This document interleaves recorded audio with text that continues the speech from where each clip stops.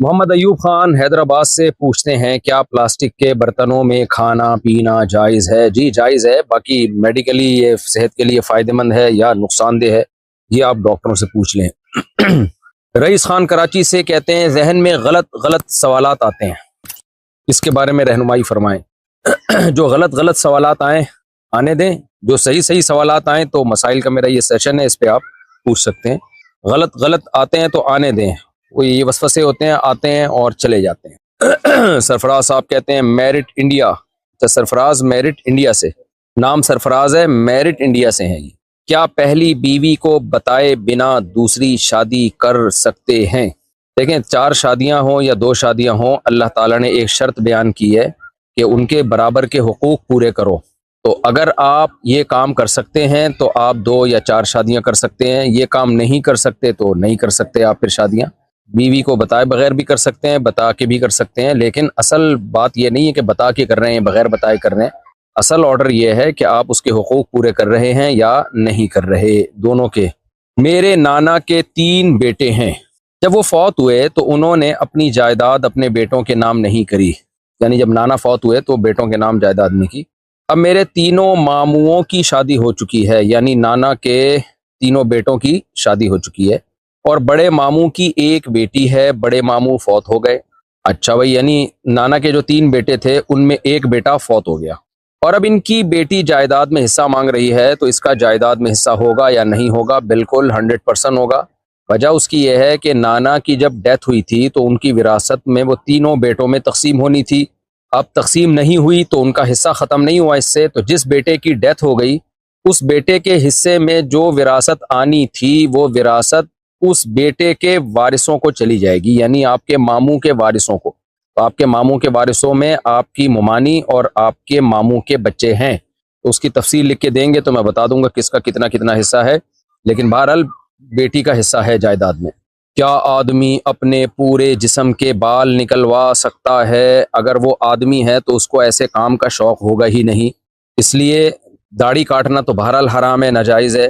باقی پوری باڈی کے بال نکلوانے میں کچھ بال ایسے ہیں جو اللہ نے نکالنا ضروری قرار دیا ہے، زیر ناف بال اور بغلوں کے بال یہ کاٹنا فرض ہے، لازم ہے، اور مونچھیں تراشنا بھی لازم ہے۔ باقی بال کیوں نکلوا رہا ہے یہ دیکھا جائے گا۔ اگر اس کی نیت بری ہے، آج کل گے بھی آ گئے ہیں مارکیٹ میں بہت زیادہ، اور ان کو اپنی باڈی کو عورتوں کی طرح بنانے کا شوق ہے تاکہ ہم اٹریکٹیو نظر آئیں، تو اگر یہ نیت ہے تو حرام ہے، ناجائز ہے۔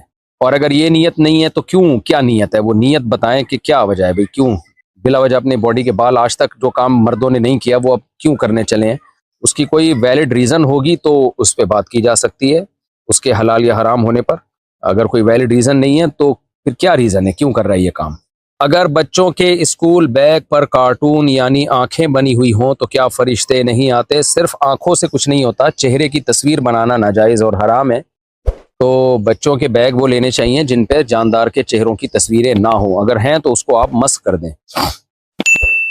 باقی فرشتے نہیں آتے تو حدیث میں آتا ہے کہ ان الملائکۃ لا تدخل بیتا فیہا صورت حیوان او انسان، جہاں بھی جاندار یا انسان کی تصویر ہو، مراد اس سے چہرے کی تصویر ہی ہے، تو وہاں پر فرشتے نہیں آتے، کیونکہ فرشتے گناہوں کی جگہوں پہ نہیں جاتے، برائیوں کی جگہوں پہ ہاں وہ فرشتے آتے ہیں جو عذاب والے فرشتے ہوتے ہیں۔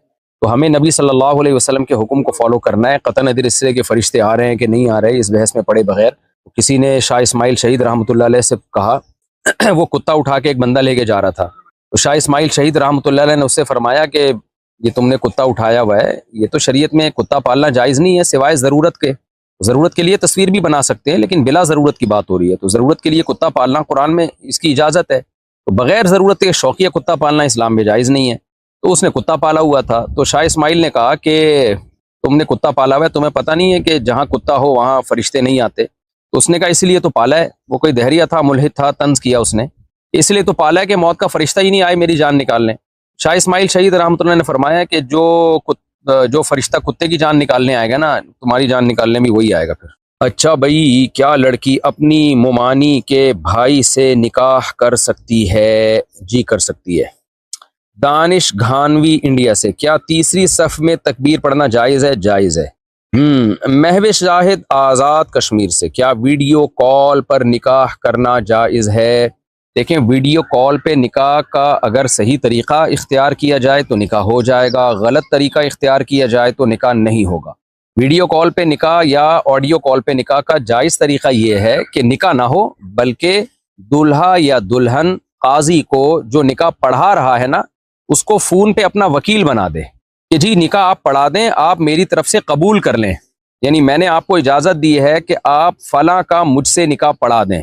تو پھر قاضی صاحب کیا کریں گے، جہاں نکاح ہو رہا ہے وہاں دو گواہوں کا فزیکلی موجود ہونا ضروری ہے، ویڈیو کال پہ موجود ہونے سے بات نہیں بنے گی۔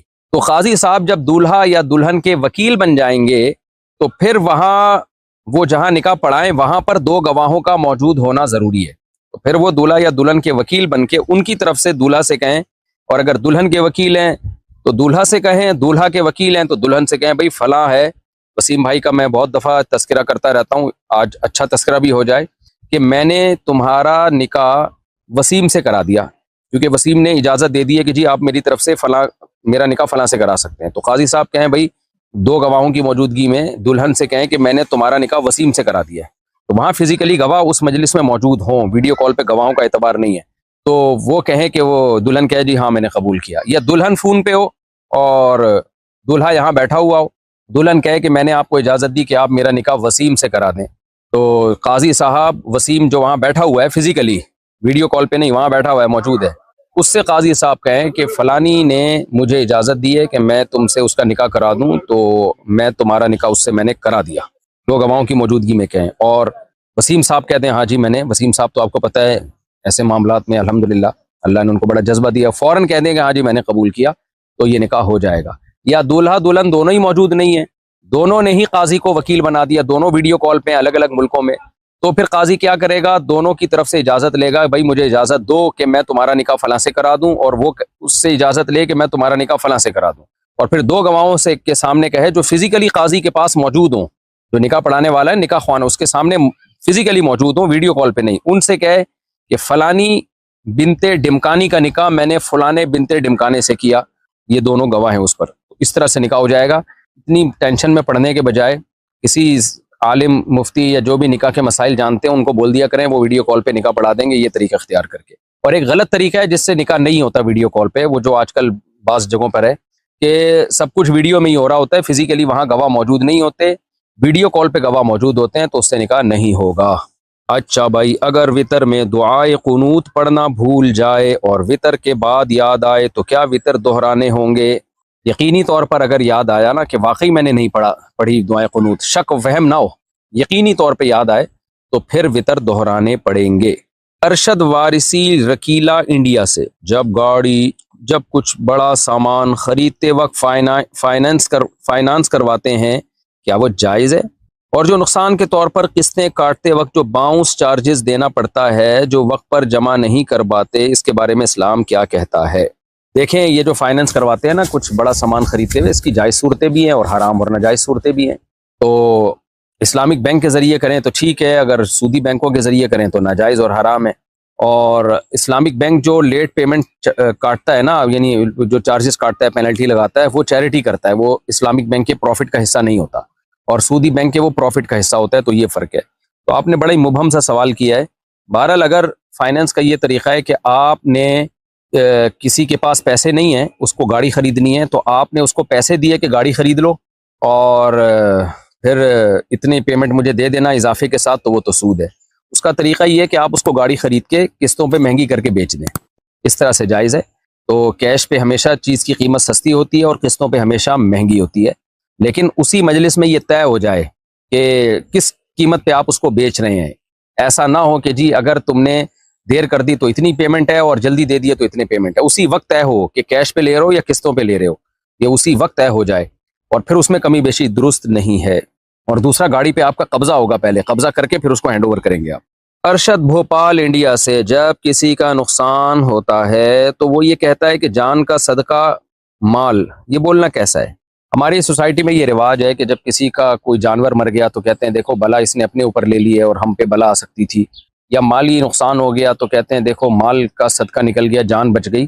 اس طرح کے الفاظ کا ہمیں صراحتاً قرآن و سنت سے کوئی ثبوت نہیں ملتا، البتہ اتنی بات ضرور ہے کہ نبی صلی اللہ علیہ وسلم نے ارشاد فرمایا کہ ایک مومن کو جب بھی کوئی تکلیف پہنچتی ہے تو یہ کسی نہ کسی حدیث کا مفہوم اپنے الفاظ میں پیش کر رہا ہوں، تو یہ کسی نہ کسی خیر کا پیش خیمہ ہوتی ہے، اس سے کوئی گناہ معاف ہو رہا ہوتا ہے یا کچھ بھی ہو رہا ہوتا ہے، کوئی خیر ہی ہوتی ہے اس میں۔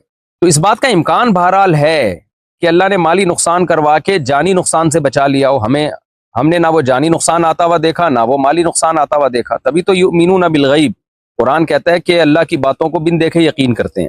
تو جب اللہ نے کہہ دیا اور اللہ نے اپنے نبی صلی اللہ علیہ وسلم کی زبان مبارک سے کہلوا دیا کہ ہر مصیبت میں کوئی خیر ہے، تو وہ خیر پھر کس طرح سے وہ اللہ ہی بہتر جانتا ہے، اس کے بدلے ہمارے گناہ معاف ہوتے ہیں، یہ تو یقینی ہے۔ یہ بھی ہو سکتا ہے کہ چھوٹی مصیبت میں ڈال کے اللہ بڑی مصیبت سے بچا لے، جیسے مرنے کے بعد کچھ لوگوں کو قبر کا عذاب ہوگا، لیکن وہ قبر کا عذاب ان کے لیے رحمت بنے گا، اس لیے کہ وہ بڑے عذاب سے ان کو بچا لے گا، میدان حشر کے اور جہنم کے عذاب سے اللہ چھوٹے عذاب دے کر ان کو بخش دیں گے۔ اور نبی صلی اللہ علیہ وسلم نے یہ بھی ارشاد فرمایا کہ دنیا میں کوئی مصیبت جب آتی ہے نا تو اللہ آخرت کے عذاب سے بچا لیتے ہیں، اس کو دنیا میں گناہوں کی سزا دے دیتے ہیں۔ تو اس لیے جب بھی کوئی مصیبت آئے تو ہمیں یہ سوچ کے صبر کرنا چاہیے کہ ہمیں تو یہ مصیبت لگ رہی ہے، لیکن اس مصیبت نے عین ممکن ہے ہمیں کسی بڑی مصیبت سے بچا لیا ہو، یہ بات درست ہے۔ اگر شوہر بیوی کو یہ کہے کہ اب تو نکاح ہو گیا، اب میں تمہیں طلاق دے دوں، اور بعد میں شوہر اس کو سمجھائے کہ اگر میں کہہ دیتا تو ہو جاتی، کیا ایسے کہنے سے طلاق ہو جائے گی یا نہیں؟ نہیں ہوگی جی، لیکن ایسا شوہر پاگل ہے، کوئی اور مذاق کر لے بیوی کے ساتھ کہ اب تو شادی ہو گئی، اب میں تمہیں طلاق دے دوں، تو ڈاکٹر سے علاج کروائے اپنا۔ یہ طلاق کے الفاظ کو کھیل تماشے کی چیز نہیں بنانا چاہیے۔ اللہ نے جہاں بھی طلاق کے احکام بیان کیے ہیں وہاں یہ بھی فرمایا ہے کہ اللہ کی آیات کا مذاق مت بناؤ، تو اس لیے شوہر کو چاہیے کوئی اور مذاق کرے۔ یہ گھر میں طلاقوں کے تبصرے کرنا اور مذاق اور کھیل کی چیز بنانا یہ خاندانی لوگوں کی علامت نہیں ہوتی۔ کیا جس لڑکی سے زنا کیا جائے اس سے نکاح کرنا ضروری ہے؟ اگر لڑکا شادی نہ کرے صرف توبہ کر لے، یہ اس کے لیے صحیح ہے؟ بہت بڑا جرم ہے زنا کرنا، اس کو لوگوں نے بہت لائٹ لے لیا ہے، بہت ہلکا لے لیا ہے۔ اگر زنا ہلکا جرم ہوتا اللہ کی نظر میں تو قرآن یہ نہ کہتا کہ زنا کرنے والے مرد اور عورت کو چوک پہ کھڑا کر کے 100 کوڑے مارو پبلک کے سامنے، یہ حکومت کو حکم ہے، آپ خود نہ کر دیں۔ اور اگر میرڈ یعنی شادی شدہ زنا کرے تو اس کو سنسار کرنے کا، پتھروں سے مار کے ہلاک کرنے کا حکم ہے۔ اتنی بڑی سزا ہے، یہ بہت بڑا جرم ہے۔ لا تقربوا الزنا انہ کان فاحشہ، فرمایا زنا کے قریب بھی مت پھٹکو، یہ بہت بڑی بے حیائی ہے۔ زنا کرنا تو دور کی بات، قریب بھی مت جاؤ۔ تو اللہ نہ کرے کسی سے ہو گیا وہ توبہ کرے، اس لڑکی سے شادی کرنا ضروری نہیں ہے، لیکن اگر اس لڑکی کو شادی کا دھوکہ دیا ہوا تھا، بعض بے غیرت ہوتے ہیں جو لڑکیوں کو شادی کا دھوکہ دے کے قریب کرتے ہیں پھر اس سے زنا بھی کر لیتے ہیں، تو پھر ایسے شخص کو چاہیے کہ جب ایک لڑکی کو کہ آپ نے اس کو جو ہے وہ اس کی پاک دامنی کو خراب کیا ہے آپ نے، تو پھر توبہ کی تکمیل کا تقاضا یہی ہے کہ اسی سے آپ نکاح کریں، کیونکہ اب وہ کسی اور کے نکاح میں جائے گی، دھوکہ ہوگا اس سے، وہ کنواری سمجھ کے نکاح کرے گا تو مسائل ہوتے ہیں، پھر وہ لڑکی کے دل میں بھی جذبات دوسرے شوہر کے لیے وہ نہیں بنتے جو پہلے آدمی کے لیے ہوتے ہیں۔ تو اس توبہ کی تکمیل کا تقاضا یہ ہے، توبہ تو ہو جائے گی، سچی توبہ اگر کر لی، اس لڑکی سے نکاح کرنا بہرحال ضروری نہیں ہے، لیکن کر لیا جائے اسے جس کو اس کنڈیشن میں جو میں بتا رہا ہوں، جس کو دھوکہ دیا ہو۔ وقاص مردان سے کیا انشورنس حرام ہے جس میں میرا کام صرف معلومات دینا ہے؟ نہیں جی، انشورنس کی معلومات دینے سے آپ کا مقصد اگر لوگوں کو انشورنس کی ترغیب دینا ہے تو پھر یہ ناجائز ہے۔ فرض نماز پڑھنے کے بعد دعا مانگ سکتے ہیں، لیکن جو ہمارے ہاں ہاتھ اٹھا کر دعا مانگنے کا معمول مسجدوں میں بن چکا ہے، اس کا ہمیں قرآن و سنت میں اور فقہ کی کتابوں میں کوئی ثبوت نہیں ملتا، اور فقہ کی کتابوں میں ثبوت اس لیے نہیں ملتا کہ فقہ قرآن و سنت سے الگ کوئی چیز نہیں ہے۔ آج بعض لوگوں نے، بعض اسکالر نے یہ بنا کے پیش کیا ہے کہ ہم فقہ کو نہیں مانتے جی، ہم قرآن و حدیث کو مانتے ہیں، جیسے فقہ جو ہے وہ تورات اور انجیل سے اخذ کیا گیا ہے، وہ قرآن و سنت سے گویا اخذ نہیں کیا گیا۔ یہ احمقانہ باتیں، بے وقوفانہ باتیں اس دور میں مارکیٹ میں، کیونکہ علم ختم ہوتا جا رہا ہے تو جو جتنا بڑا بے وقوف اسکالر ہوگا اس کی بات لوگ زیادہ سن رہے ہوتے ہیں، تو چونکہ قرآن و سنت میں کوئی ثبوت نہیں ہے اس لیے فقہ کی کتابوں میں بھی کوئی ثبوت نہیں ہے۔ اچھا، بعض لوگ پھر حوالے دیتے ہیں، دیکھو فقہ کی کتاب میں فلاں بات بھی تو لکھی ہے قرآن و سنت کے خلاف۔ دیکھیں فقہ کی کتابیں انسانوں نے لکھی ہیں قرآن و سنت سے اخذ کر کے، تو اس میں غلطی کا امکان بہرحال ہے، تو اس لیے فقہ کی ہر بات کو علماء نہیں مانتے ہیں، یہ بھی خوب سمجھ لیں۔ علماء کے پاس ایک کسوٹی ہوتی ہے، معیار ہوتا ہے، اس کو پرکھا جاتا ہے، اس لیے ایک ٹرم استعمال ہوتی ہے کہ وہ قول جس پہ فتویٰ دیا جاتا ہے، یعنی فقہ میں بہت سے اقوال ایسے ہیں جن پہ فتویٰ نہیں دیا گیا، تو وہ قول لیا جاتا ہے فقہ میں جو مفتہ بھی ہی قول ہو، جس پہ فتویٰ دیا جاتا ہے، جو راجح قول ہوتا ہے، وہ قول کبھی قرآن و سنت کے اگینسٹ نہیں ہوتا۔ تو اس لیے فرض نماز کے بعد جو ہمارے یہاں دعاؤں کا معمول بن چکا ہے یہ کہیں قرآن و سنت سے ثابت نہیں ہے. جو اجتماعی دعائیں اور ہاتھ اٹھا کے دعاؤں کا جو معمول بن چکا ہے تو انڈیویجولی کوئی مانگنا چاہے تو کوئی ناجائز بھی نہیں ہے، لیکن اس کو سنت نہ سمجھا جائے. سید اسد اللہ شاہ UAE سے، اگر ہم چند گھنٹوں کے لیے سفر میں جائیں اور وہاں باجماعت نماز ہو رہی ہو تو کیا ہمیں جماعت میں شریک ہونا چاہیے یا اپنی قصر نماز پڑھنی ہوگی؟ نہیں جناب، جماعت کی نماز نہیں چھوڑ سکتے. اگر کہیں سفر میں گئے جماعت کی نماز ہو رہی ہے تو آپ پر لازم ہے کہ اس جماعت کی نماز میں شرکت کریں. امام اگر 4 رکعت پڑھ رہا ہے تو پھر آپ کو بھی اس کے پیچھے 4 ہی پڑھنی پڑیں گی. میں ڈرامہ نہیں دیکھتی مگر میری ساس ڈرامہ دیکھتی ہیں. ساس تو خود ہی ایک ڈرامہ، استغفر اللہ، ساس ڈرامہ دیکھتی ہیں بھائی. مجھے کہتی ہیں کہ ڈرامہ لگا دو. آپ کہیں کہ لگانے کی، اچھا پھر وہی بات ہو گئی، نہ لگانے کی کیا ضرورت ہے، میرے منہ سے نکلنے والا تھا. وہ مجھے کہتی ہیں کہ ڈرامہ لگا دو. ایک بار ان کو کہہ دیا کہ گناہ ہے مگر بار بار نہیں کہتی کہ لڑائی نہ ہو. مجھے کوئی گناہ تو نہیں ہوگا، آپ ڈرامہ نہ لگایا کریں. آپ ساس سے بولیں کہ آپ نے لگانا ہے. ویسے تو آپ کو ڈرامہ لگانے کی میں نے بتایا، استغفر اللہ، آپ ساس سے کہیں کہ آپ خود لگا دیا کریں ڈرامہ. آپ میری ماں کی جگہ ہیں، میرے لیے قابل احترام ہیں. علماء سے میں نے سنا ہے بھائی جو چیز غلط ہوتی ہے تو اس میں تعاون بھی غلط ہوتا ہے. اس لیے میں ٹی وی آن نہیں کروں گی، ڈرامہ نہیں لگاؤں گی، آپ ہی لگا دیں. اور اگر خدا نخواستہ ساس کا اتنا دباؤ ہو کہ بعض دفعہ بہت ہی بڑا ساسیں تماشا بنا لیتی ہیں کہ بہو نے فتویٰ کیوں دے دیا مجھے، یہ تو ہمیں بتائے گی حلال و حرام، تو ہمیں سمجھائے گی. بہت زیادہ کوئی مسئلے کا اندیشہ ہو، بہت زیادہ مار پیٹ کا یا کوئی جھگڑوں کا اندیشہ ہو تو پھر خود فیصلہ کریں کیا کرنا چاہیے. میں نے تو مسئلہ بتا دیا کہ جب گناہ ناجائز ہے تو گناہ میں تعاون بھی ناجائز ہے. اللہ ساس صاحبہ کو ڈراموں سے بچائے.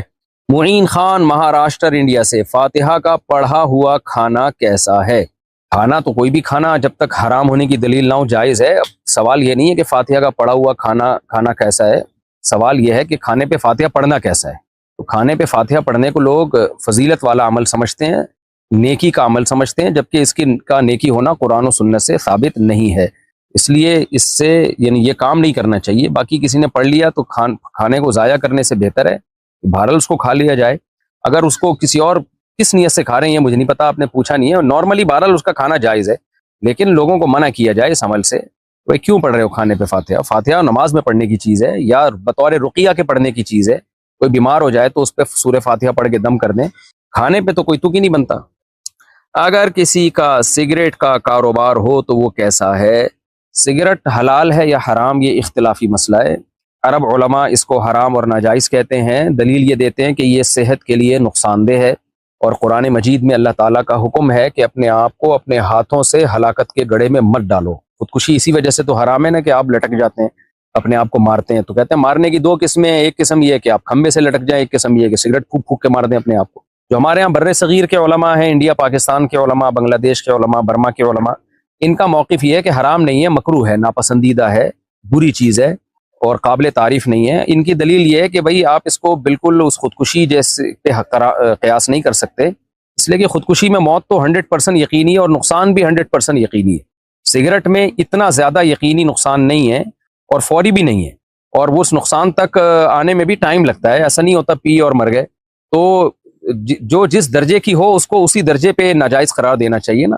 تو ایک موت کا طریقہ یہ ہے کہ زہر پی لیا، ظاہر ہے یہ 100% حرام ہے. ایک یہ کہ سگریٹ پی رہے ہیں، تو اس کو بھی اگر بالکل حرام کا لفظ اس کے لیے استعمال کریں گے تو سگریٹ میں اور زہر میں کوئی فرق رہے گا ہی نہیں. حالانکہ دونوں میں بڑا فرق ہے، سگریٹ پینا اور زہر پینے میں بڑا فرق ہے، دونوں کے گناہ ہونے میں بڑا فرق ہے. تو اس لیے تھوڑا ہلکا لفظ استعمال کیا بر صغیر کے علماء نے کہ حرام نہ کہا جائے، اس کو مکروہ کہا جائے، ناپسندیدہ کہا جائے. لہذا اس کا کاروبار جائز ہونے کے باوجود ناپسندیدہ ہے، کوئی قابل تعریف کام نہیں ہے. آپ لوگوں کو کیا پلا رہے ہو؟ ہاں کوئی ایسا پیشنٹ ہو جس کو یقین ہو کہ میں نے سگریٹ نہیں چھوڑی تو اب میری موت یقینی ہے.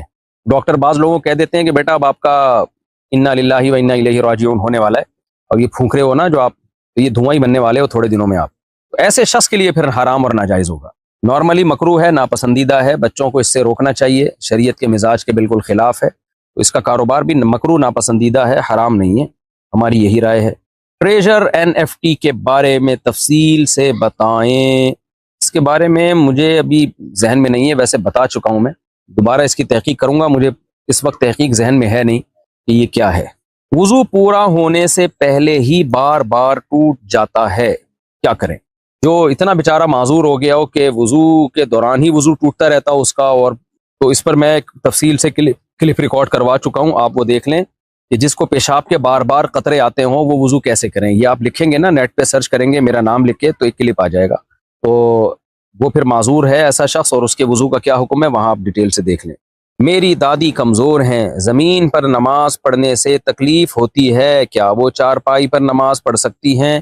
دیکھیں اگر دادی کھڑے ہو کر نماز پڑھ سکتی ہیں تو پھر کھڑے ہو کر نماز پڑھنا فرض ہے. تو اور اگر وہ کھڑے ہو کر نماز نہیں پڑھ سکتی تو بیٹھ کے نماز پڑھیں، تو پھر بیٹھ کے زمین پہ بھی پڑھ سکتی ہیں اور چارپائی پہ بھی پڑھ سکتی ہیں، کوئی حرج نہیں ہے. ایسا آدمی جو ہڈیوں اور اعصابی بیماری کی وجہ سے کمزور اور معذور ہو، اور وہ اچھا یہ جو دادی کے بارے میں پوچھا ہے نا، اگر وہ کھڑے ہو کے نماز تو پڑھ سکتی ہیں لیکن رکوع اور سجدہ پراپر وے میں نہیں کر سکتی، یعنی باقاعدہ جیسے ایک صحت مند آدمی رکوع اور سجدہ زمین پہ کر سکتا ہے اس طرح نہیں کر سکتی، تو بھی ان سے قیام معاف ہے، تو بھی وہ پھر چارپائی پہ بیٹھ کے نماز پڑھ سکتی ہے. ایسا آدمی جو ہڈیوں اور اعصابی کمزوری کی وجہ سے معذور ہو اور وہ نماز کا پکا پابند ہو، تہجد بھی پڑھتا ہو، اسے رات کو احتلام ہو جائے تو فجر کیسے پڑھے؟ صبح کے وقت اس کے جسم میں اکڑاؤ اور کھچاؤ ہوتا ہے، وضو کرنا بھی مشکل ہو تو صبح صبح غسل کیسے کرے جبکہ گرمیوں میں جسم پر پانی ڈالنے سے کانپ اٹھے؟ کیا ایسا کر سکتا ہے کہ نماز چھوڑ دے؟ 9-10 بجے غسل کر کے قضا پڑھ لے، یا ایسا طریقہ بتائیں کہ نماز بھی نہ چھوٹے اور غسل بھی ہو جائے؟ بھائی اگر واقعی بیچارہ کوئی بیمار ہے، معذور ہے، گرم پانی سے بھی غسل کرنے سے اس کی صحت کو نقصان پہنچ رہا ہے، تو پھر وہ معذور ہے، تیمم کر کے نماز پڑھ لے. نماز چھوڑنا جائز نہیں ہے بھائی صاحب. میں اسکول میں ظہر کی نماز پڑھتا ہوں تو میری کلاس نکل جاتی ہے، کیا میں 4 رکعت سنت چھوڑ سکتا ہوں؟ ظہر کی 4 رکعت سنت مؤکدہ ہیں، ڈیلی بیسس پہ ان کو چھوڑنا ٹھیک عمل نہیں ہے. تو کلاس اگر نکلتی ہے تو آپ مختصر پڑھ لیں وہ سنتیں، اور پھر بھی اگر آپ کا پڑھائی کا بہت نقصان ہو رہا ہے تو پھر بعد میں پڑھ لیں، یعنی ظہر کی فرض نماز پڑھ لیں اور یہ 4 سنتیں کلاس کے بعد پڑھ لیں. آپ وقت کے اندر اندر ٹائم تو رہتا ہے. عاصم مہاراشٹر انڈیا سے، میرا ولیمہ ہے اور میرے دوست چاہتے ہیں کہ وہ میری شادی میں، یہ کیا بجائیں بھائی؟ مارفا بجائیں؟ مارفا کیا ہوتا ہے؟ ہمارے ہاں یہ ایک ہاتھ سے بجایا جاتا ہے اور اس میں تلوار کو گھمایا جاتا ہے، کیا ولیمے میں ایسا کرنا جائز ہے؟ پتہ نہیں بھائی کیا بجا لو، مجھے نہیں پتا آپ کیا بجا رہے ہیں. دف بجانے کی حدیث میں اجازت ہے نکاح شادی بیاہ کے موقع پہ، تو اب یہ کیا ہے واللہ عالم. مارفا کیا ہوتا ہے مینوں نہیں پتا، یہ اپنے قریب کے علماء سے پوچھ لیں جن کو مارفا کا پتا ہو. استغفر اللہ، اگلا سوال بڑا خطرناک ہے. میرے ابو شراب پیتے ہیں، پیار سے منع کرنے سے وہ نہیں سمجھ رہے، کیا اگر ان کو شراب سے روکنے کے لیے بدتمیزی کرنی پڑے تو کیا کر سکتے ہیں؟ شرابی آدمی اتنا نیک نہیں ہوتا کہ بدتمیزی کرنے سے وہ شراب چھوڑ دے، اور وہ آپ کے والد بھی ہوں، تو آپ ان کو محبت سے ہی سمجھائیں، اور کوئی آپشن نہیں ہے. دعا کریں ان کے لیے، تبلیغ میں ان کو بٹھائیں، اللہ تعالیٰ ہدایت دے. باپ شراب پیتا ہو، اولاد پہ کیا قیامت گزرتی ہے، اور پھر اولاد کی کیا تربیت ہوگی، ان کے دل میں باپ کا کیا احترام ہوگا. باپ کو کم از کم یہی سوچ لینا چاہیے. باپ تو اپنی اولاد کا محافظ ہوتا ہے، اس کو برائیوں سے روکتا ہے، وہ خود اگر برائیوں میں پڑ جائے تو آگے نسلیں برباد ہو جاتی ہیں. میں دعا کرتا ہوں اللہ آپ کے والد کو ہدایت دے، اور اس خبیث چیز سے، اس پلید اور گندی اور ناپاک چیز سے اللہ تعالیٰ بچنے کی توفیق عطا فرمائے. یہ اتنی گندی چیز ہے کہ کپڑوں پہ لگ جائے تو نماز نہیں ہوتی، اللہ بچائے. تو میری بیٹی کے لیے اچھا رشتہ آیا ہوا ہے، لیکن وہ لوگ دیہاتی ہیں، مگر لڑکا شہر میں سافٹ ویئر انجینئر ہے. بہت بھلے لوگ لگتے ہیں لیکن میری بیٹی نہیں مان رہی ہے، اسے ہائی فائی لوگ چاہیے. بہت سمجھانے پر مان جاتی ہے، مگر اگلے دن کوئی دوسرا رشتہ دیکھنے کو کہتی ہے. ہم لوگ بہت پریشان ہیں، کیا کریں؟ اچھا لڑکی آپ کی شہری ہے، لڑکا سافٹ ویئر انجینئر ہے مگر دیہاتی ہے. دیکھیں عام طور پہ شہری لڑکیاں گاؤں دیہات کے لڑکوں سے نکاح نہیں کرتی ہیں، کیونکہ مینٹیلٹی میں تھوڑا فرق ہوتا ہے. شہری لڑکیوں کی مینٹیلٹی ہائی فائی ہوتی ہے، ان کے پاس وائی فائی ہوتا ہے، اور گاؤں دیہات کے لوگوں کی مینٹیلٹی تھوڑی سی لو لیول کی ہوتی ہے. یہ ایک نیچرل ہے کہ شہری لڑکی نہیں پسند کرتی کہ میں گاؤں دیہات میں جاؤں. میں نے ایسے دیکھے ہیں کہ طلاقیں ہوئی ہیں بعد میں گاؤں میں چلی گئی. تو لیکن اگر لڑکا میں کوئی گنوار پن نہیں ہے، اچھا ہے، پڑھا لکھا ہے، اور جب آدمی پڑھ لکھ لیتا ہے تو وہ اس کی وہ یعنی کمی پوری ہو جاتی ہے، تو یہ ماں باپ بہتر فیصلہ کر سکتے ہیں. میں تو ایک نارملی بات بتا رہا ہوں کہ دیہات کا لڑکا عام طور پر شہری لڑکی کا ہم پلہ نہیں ہوتا، کفو نہیں ہوتا، ہم پلہ نہیں ہوتا. جو مینٹیلٹی ہے اس میں فرق ہوتا ہے. تو شریعت نے حکم دیا ہے کہ شہر کا لڑکا تو گاؤں کی لڑکی سے شادی کرے، کیونکہ بیوی ہم پلہ ہونا ضروری نہیں ہے اسلام میں، بلکہ اس میں تو ضروری ہے کہ وہ آپ کے سے تھوڑا کمتر ہو تو اچھا ہے. تو شہر کا لڑکا تو گاؤں کی لڑکی سے ضرور شادی کرے، بلکہ میں تو شہری لڑکوں کو ترغیب دیتا ہوں کہ شادیاں گاؤں دیہاتوں کی لڑکیوں سے کیا کرو. لیکن لڑکی شہری ہو اور لڑکا گاؤں کا ہو تو یہ برابری نہیں ہے. تو اب یہ ماں باپ خود فیصلہ کریں کہ لڑکا سافٹ ویئر انجینئر ہے اور رہتا بھی شہر میں ہے، تو اگر وہ ہم پلہ آپ کو لگ رہا ہے تو لڑکی کو چاہیے کہ خام خواہ کی ضد نہ کرے. ماں باپ زیادہ بہتر فیصلہ کر لیتے ہیں. لیکن جب تک میں اس لڑکے کو خود نہیں دیکھوں گا میں کیا پتا چلا سکتا ہوں کہ یہ دیہاتی ہے، یا کیونکہ بعض لوگ سافٹ ویئر انجینئر بن کے بھی ان میں وہ دیہاتی پن باقی رہتا ہے، وہ شہری لڑکی کے لیول کے نہیں ہوتے. تو بہرحال میں یہ فیصلہ نہیں کر سکتا کہ وہ لڑکا آپ کی بیٹی کا ہم پلہ ہے یا نہیں ہے، یہ فیصلہ آپ خود کر سکتے ہیں. تو بیٹی کو تو میں یہی مشورہ دوں گا کہ ماں باپ جو فیصلہ کر رہے ہیں وہ بیٹی کے حق میں بہتر ہی ہوتا ہے عام طور پر، تو اس لیے وہ ماں باپ کی بات مانیں. اور ماں باپ کو میں یہ مشورہ دوں گا کہ وہ اچھی طرح سے دیکھ لیں، پرکھ لیں اس لڑکے کو کہ اس میں شہریوں کی عادات ہیں یا نہیں ہے، تہذیب یافتہ ہے یا نہیں ہے، اور اخلاق و عادات میں کیسا ہے. اگر وہ بالکل شہریوں جیسا لگ رہا ہے تو سبحان اللہ. باقی شہریوں میں بھی تو کچھ خرابیاں ہوتی ہیں جو گاؤں دیہاتوں میں نہیں ہوتی. گاؤں دیہاتوں کے لوگ مخلص ہوتے ہیں شہری لوگوں میں، اور آج کل تو شہری لوگوں میں بے حیائی بہت ہے، آنکھ مٹکے لڑکیوں سے دوستیاں اور یہ سب چیزیں بھی تو ہیں. تو ایسا نہ ہو کہ آپ کی بیٹی شہری لڑکے کو پسند کرتی ہو ماڈرن کو، اور وہ بعد میں پتہ چلا کہ اس کی تو 10 گرل فرینڈ نکلی ہیں، یہ تو بڑے مصیبت میں پھنس جائیں گے. تو آپ خود فیصلہ کریں، میں لوگوں کو مشورے نہیں دیتا کہ کہاں شادی کریں کہاں نہیں کریں، بس شرعی حکم بتا دیتا ہوں.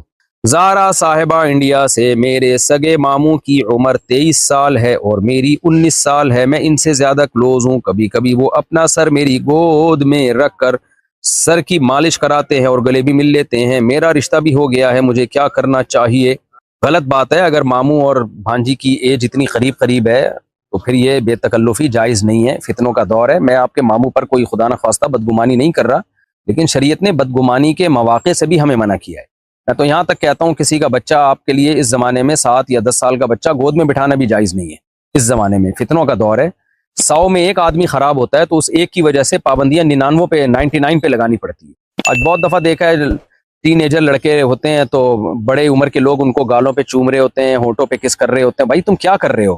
جب منع کیا جائے تو کہتے ہیں کہ یہ حرام ہے، شریعت میں حرام ہے، بڑی گاڑی ہاں نکال کے بولتے ہیں. بھائی شریعت میں ہر وہ چیز حرام ہے جو گناہ کی طرف لے کے جائے یا بدگمانی کا موقع دے. ہم نہیں کہہ رہے کہ آپ برے ہیں، لیکن برے لوگ بھی تو یہی کچھ کر رہے ہوتے ہیں نا. تو کیا ضرورت کیا ہے اس کی آپ کو؟ تو ٹین ایجر لڑکا ہو یا 7 سال یا 10 سال کے لڑکے ہوتے ہیں، ان سے بھی آپ احتیاط ضروری ہے. سر پہ ہاتھ رکھیں، بس اتنا پیار کافی اور مسافہ کر لیا، بس اس سے زیادہ کلوز ہونے کی ضرورت نہیں ہے. تو اسی طرح بھانجی جوان اگر ہے تو ماموں کو چاہیے بھانجی کے سر پہ ہاتھ رکھے. بس جوان بیٹی کے ساتھ بھی یہی ہے کہ سر پہ ہاتھ رکھیں، مسافہ کر لیں، بس اتنا کافی ہے. تو اتنا زیادہ ماموں بھانجی کا فری ہونا کہ گودوں میں سر رکھے جا رہے ہیں، یہ بہت ہی بری حرکت ہے. آپ کے لیے جائز نہیں ہے کہ اتنا کلوز ہوں اپنے ماموں سے. اگرچہ محرم ہیں، باپ کی جگہ ہوتے ہیں، سب کچھ اپنی جگہ، لیکن اتنا کلوز ہونا جائز نہیں ہے.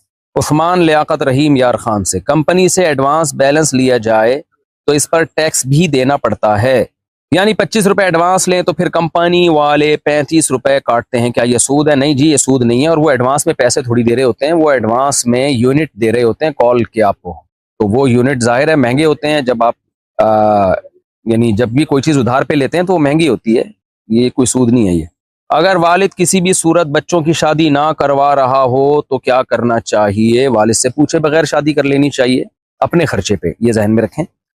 باپ کو حق نہیں ہے بالغ اولاد کو شادی سے روکنے کا. اگر وہ بالغ اولاد اپنے خرچے پہ شادی کر رہی ہے، اپنے گھر کا اس نے ارینج کیا ہوا ہے، ہاں باپ کو اس کا حق ہے کہ وہ یہ کہہ دے کہ بھائی میں خرچہ نہیں کروں گا یا بہو میرے گھر میں نہیں آئے گی.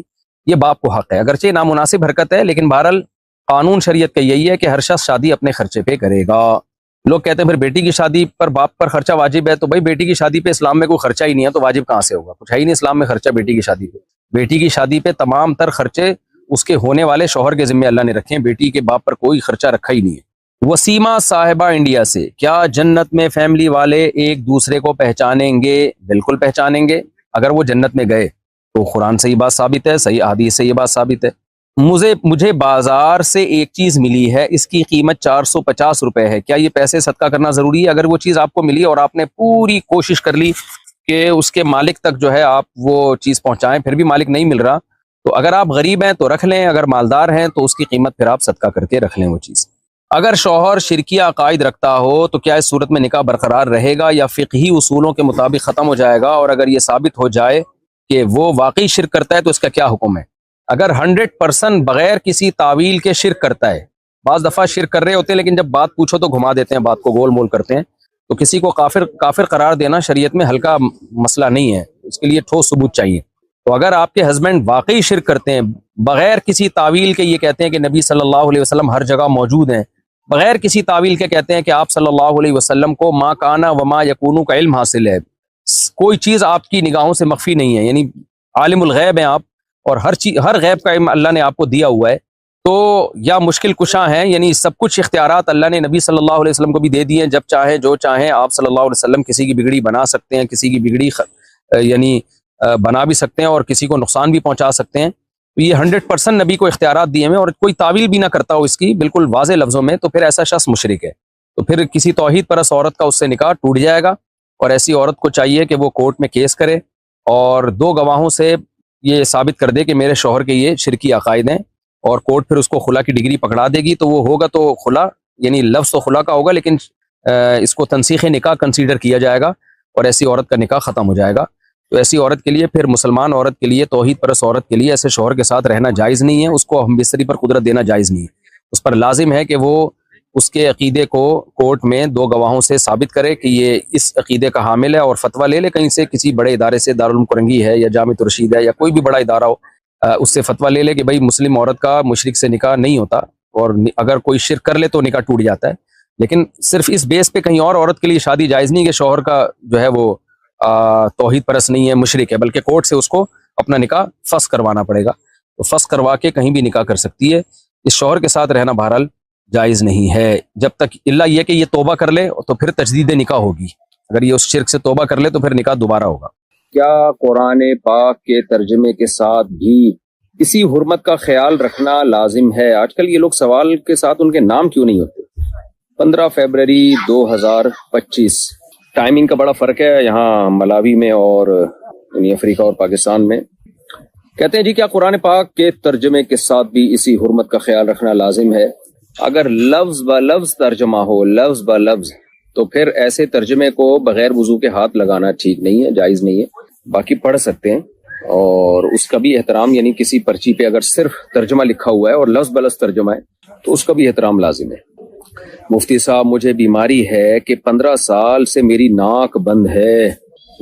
تو جب غسل کرتا ہوں تو ناک کی نرم ہڈی تک پانی نہیں پہنچ پاتا، کیا اس طرح سے میرا غسل ہو جائے گا؟ جتنی بھی ناک بند ہو، نرم ہڈی تک پانی پہنچانا پھر بھی آسان رہتا ہے.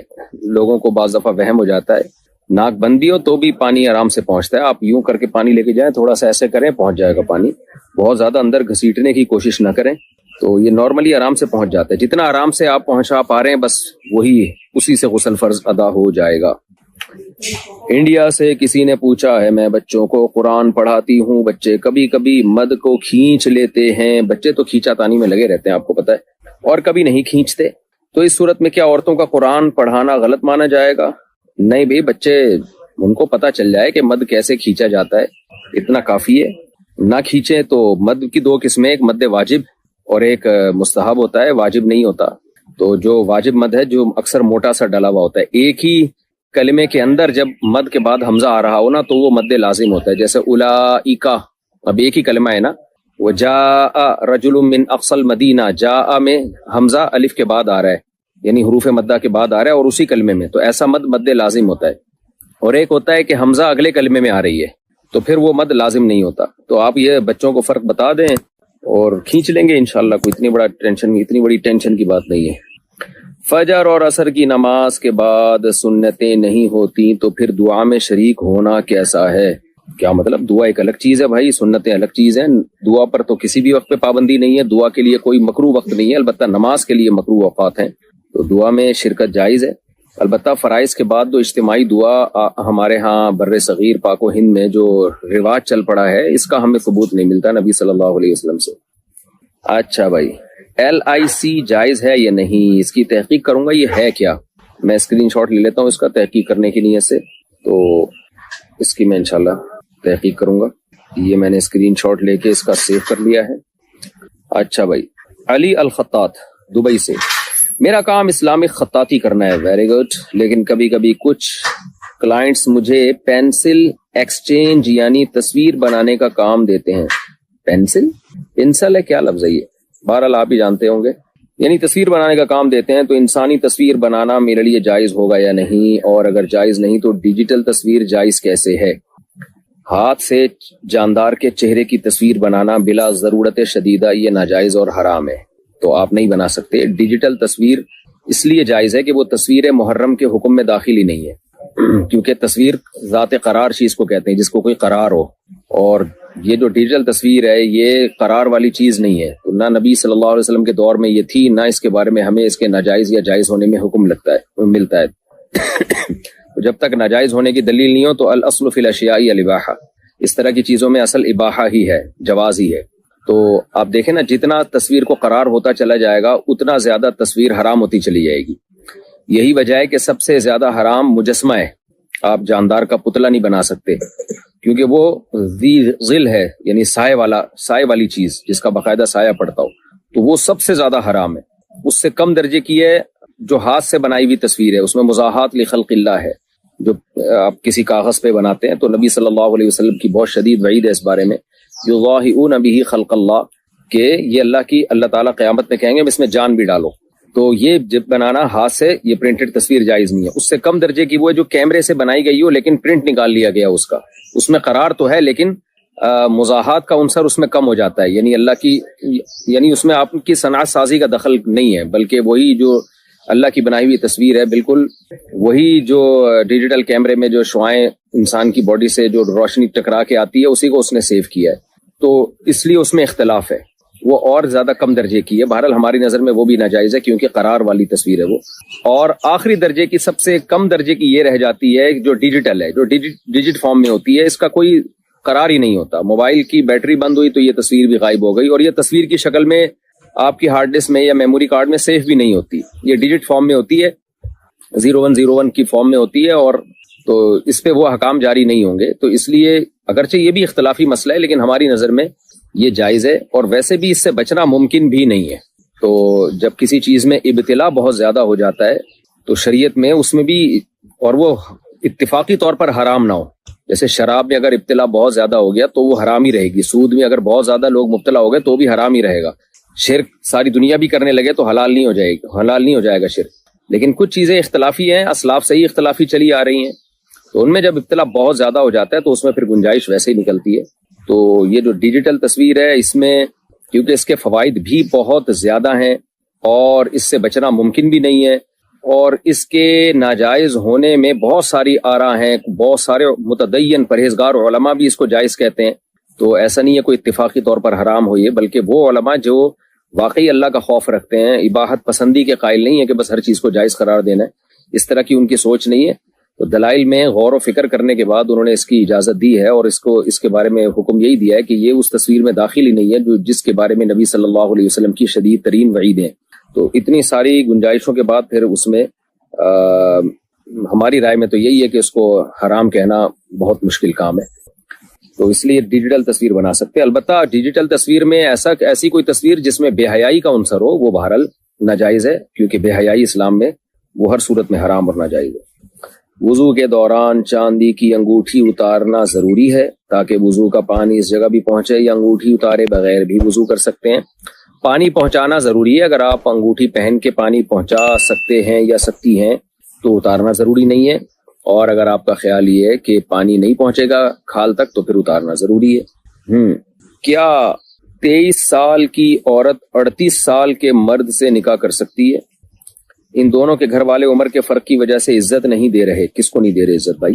کیونکہ وہ آدمی پہلے سے شادی شدہ ہے اور اب دوسری شادی کرنا چاہتا ہے، اس صورت میں ہمیں کیا کرنا چاہیے؟ دیکھیں 38 سال کا آدمی اگر دوسری شادی کر رہا ہے 23 سال کی لڑکی سے، تو دوسری شادی کر رہا ہو یا پہلی شادی کر رہا ہو، بات یہ ہے کہ جب ایج ڈیفرنس ہوتا ہے تو پھر اور بھی بہت ساری چیزیں دیکھنی پڑتی ہیں، خاص طور پہ مرد جب دوسری بھی کر رہا ہو تو جلدی نہیں کرنا چاہیے فیصلہ۔ اب لڑکی اور اس کے والدین خوب اچھی طرح غور و فکر کر لیں کہ یہ لڑکا ہمارے لیے مناسب ہے یا نہیں ہے، ہمارے جوڑ کا ہے یا نہیں ہے، اور اس سے اچھی طرح نباہ ہو پائے گا کہ نہیں ہو پائے گا، یہ سب چیزیں غور و فکر کرنے کے بعد خود فیصلہ کریں۔ میں کسی کو ذاتی مسائل میں مشورے نہیں دیتا، لڑکا 38 سال کا ہو یا 48 سال کا ہو یا 58 کا ہو یا 68 کا ہو، لڑکا ہی نہ رہا ہو، وہ آدمی بن چکا ہو، تو یہ لوگوں کے پرسنل معاملات ہوتے ہیں، کس نے کس سے شادی کرنی ہے، تو اس لیے میں اس بارے میں مشورے نہیں دیتا۔ مجھے کیا پتا وہ بندہ کیسا ہے، دوسری کر کے نبھا پائے گا کہ نہیں نبھا پائے گا، تو چلا پائے گا اس رشتے کو کہ نہیں چلا پائے گا، واللہ عالم۔ ہاں ایک بات جس کا شریعت سے تعلق ہے وہ میں آپ سے عرض کر دیتا ہوں کہ میرے جب سے بیانات 4 شادیوں پہ جانا شروع ہوئے اور ترغیبات شروع ہوئی تو کچھ چیزیں میرے سامنے آئی ہیں جن کی اصلاح بہت ضروری ہے۔ مثال کے طور پر ایک لڑکی نے شادی کر لی کسی لڑکے سے اور دوسری بیوی بن گئی، اب وہ ٹائم نہیں دے رہا اور لٹکا رہا ہے اور برابری نہیں کر رہا، اور جب اس کے خاندان کی طرف سے بہت دباؤ آیا تو چھوڑنے چھاڑنے کی باتیں بھی کر رہا ہے، لڑکی بہت ڈپریشن میں چلی گئی۔ میرے سامنے کیس آیا تو پتا چلا کہ جی لڑکی نے اس سے دوسری شادی اس لیے کی، یعنی اس کی دوسری بیوی اس لیے بنی کہ میرے بیانات لڑکی نے سنے ہوئے تھے کہ 4 شادیوں کو پروموٹ کرنا چاہیے، تو اس لیے لڑکی اس کی دوسری بیوی بن گئی۔ یہ بہت پرلے درجے کی حماقت ہے۔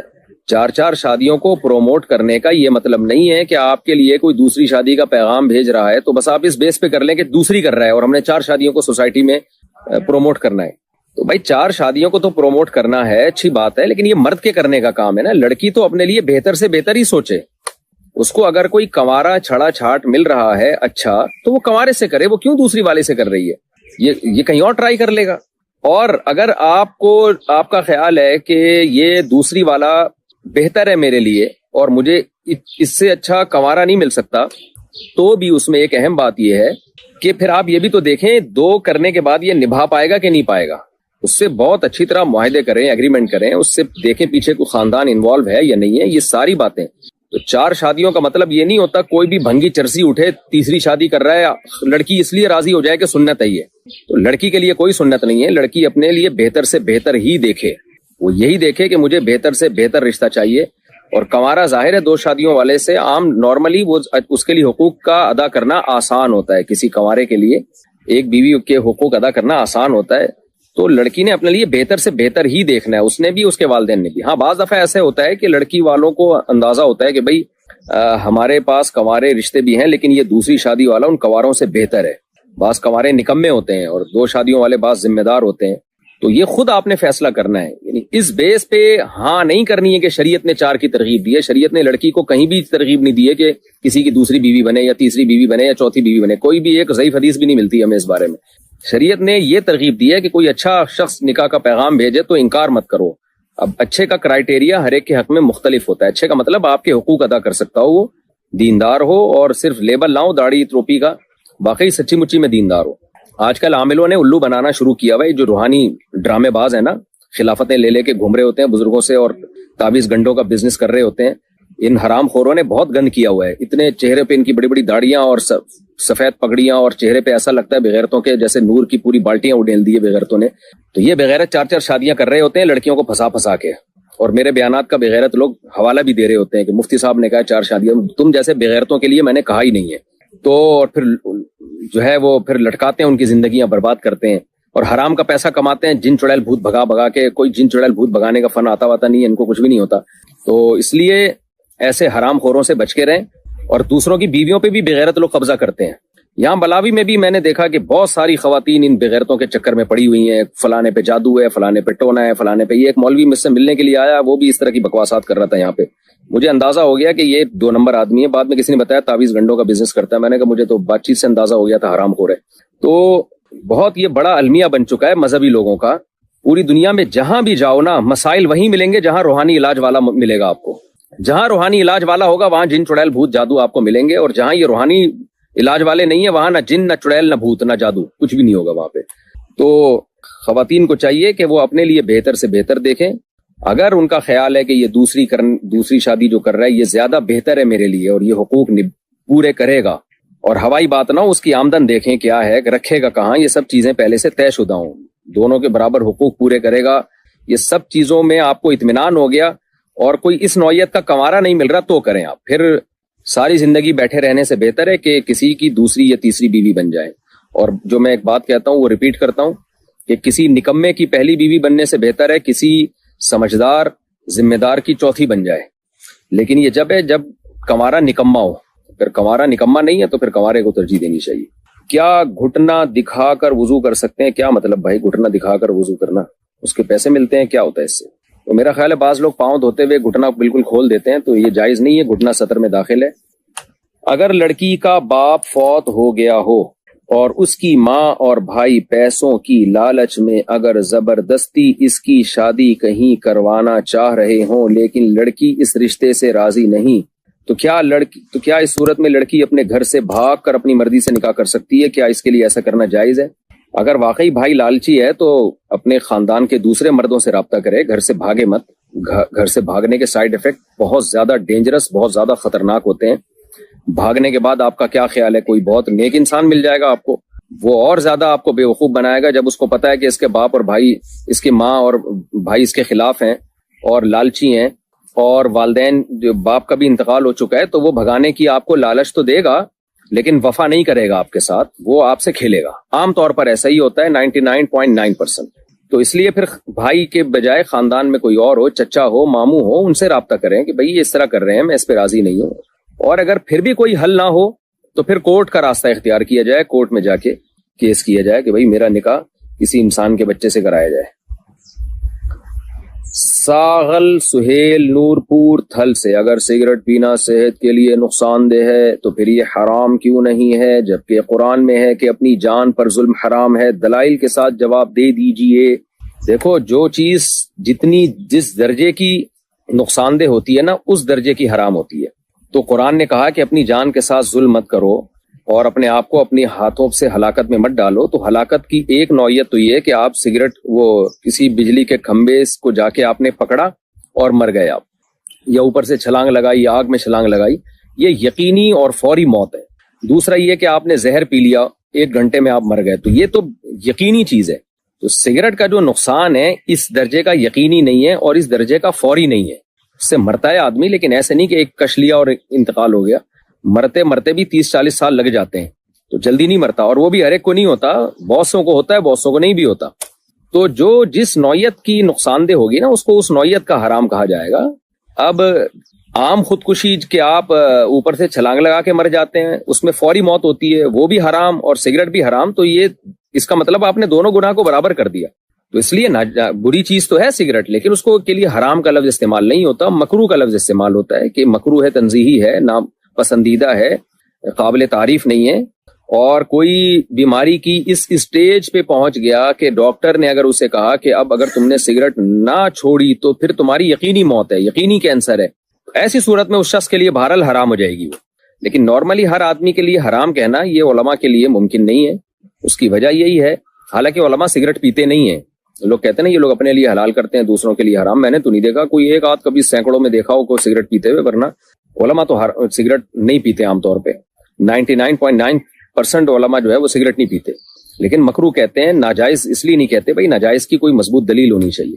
اگر اسی بیس پہ ہم چیزوں کو ناجائز حرام قرار دینا شروع کر دیں کہ نقصان دہ ہے، تو کیا خیال ہے کہ چینی کھانا نقصان دہ نہیں ہے؟ چینی سے موٹاپا آتا ہے، اور موٹاپے سے جو بیماریاں ہیں وہ سگریٹ سے زیادہ ہیں۔ میں نے ایک بہت بڑے کینسر کے اسپیشلسٹ سے سنا ہے کہ چینی کھانے کا نقصان سگریٹ سے زیادہ ہے۔ چینی سے مراد چینی نہیں، میٹھا، یعنی وہ میٹھا جس سے آپ کا ویٹ بڑھ رہا ہو۔